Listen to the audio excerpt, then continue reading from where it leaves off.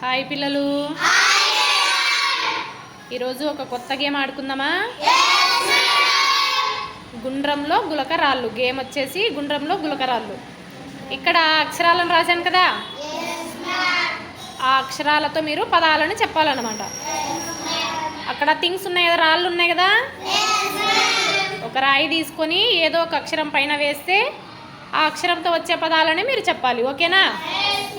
Okay, రెడీగా ఉన్నారా? Okay Ritika, start.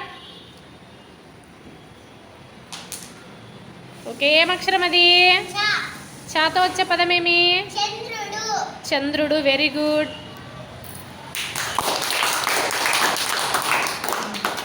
Next Hemanth Sai.